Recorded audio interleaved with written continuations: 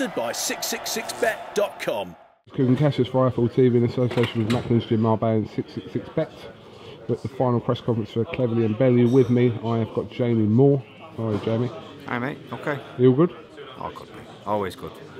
Final press conference here. It's well, not the last time they'll come head to head. Obviously, got the weigh-in tomorrow, but the last sort of things they're going to say to one another, Cleverly and Bellew, is today. What are you expecting?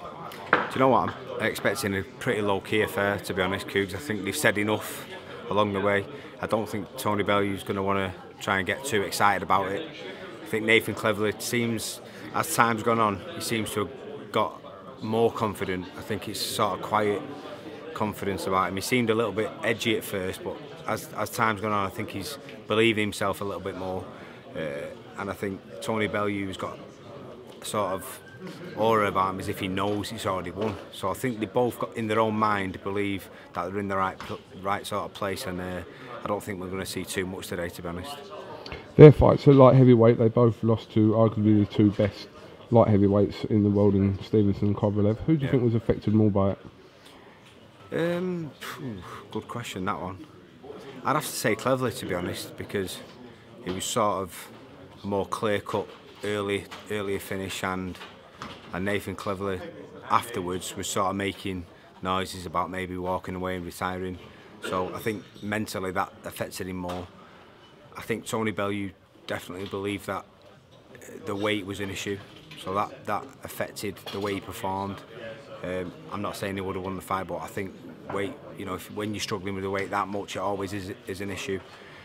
So I think basically what in this fight, I think it's going to come down to who's more suited to cruiserweight. I think the first fight was a close affair. I think, you know, maybe Cleverly did nick it on work rate a little, but that's, you know, at the time Tony Bellew was basically a novice, certainly at world level, and he was a skeleton at light heavyweight. So I think the weight's definitely going to suit him. Moving up, he's going to be more comfortable. I've just got a feeling that that extra poundage put the extra weight behind the shots, and I don't think Nathan Cleverly will be able to walk into range as he did at light heavyweight. Is this fight unlikely to go 12 rounds? Possibly, because I think Nathan maybe, because don't forget, these two have been talking about each other for a long time, so they know each other inside out, and if Tony lands cleanly, you know, that'll be an interesting moment, because if Nathan Cleverly can take it and keep coming, then we've got a real fight in our hands.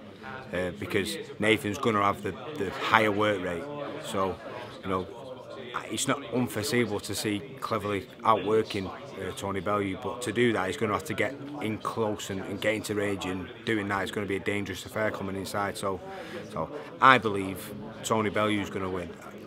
I'm not 100% confident, you know. I'm sort of, there's one side of me thinking, oh, could Cleverly get on the inside and outwork him, but I just think that at some point he's going to come into range and walk onto a big right hand. That's the way I see it, and I think probably between 6 and 9 rounds.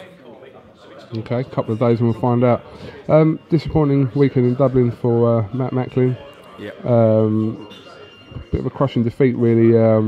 But what do you think Matthew's going to do now? Is he going to retire? Should he retire, in your opinion? Listen, should he retire? That's his decision.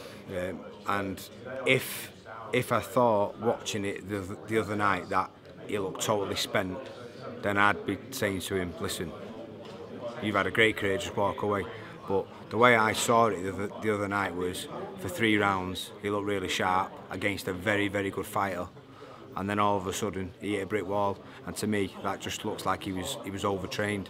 You know, I mentioned it in the Sky broadcast. He'd been in the gym since March, and for a 32-year-old fighter to continuously training at that level for so long, you're going to be drained. So yeah, I don't think it's a true reflection of where he's at. And listen, if he wants to go walk away, then great. You know, he's had a great career, and we'll celebrate what a great career he's had afterwards. But you know, personally, I'd like to see him get back in the gym and see how he feels. If he feels that he's still got something left, then I think he should have one more go, because I don't think that was a true reflection the other night of where he's at. But if he wants to walk away, then great. You know, he's the man who'll make the decision in the end. All right. All right, listen, Jamie Moore, thanks for talking to IFL TV. Sound good. Be interesting today, the press conference, tomorrow's away, and then Saturday night, the Sun. Looking forward to it, mate. Can't wait. Nice one. Thanks a lot, mate. The Big Fight, sponsored by 666bet.com.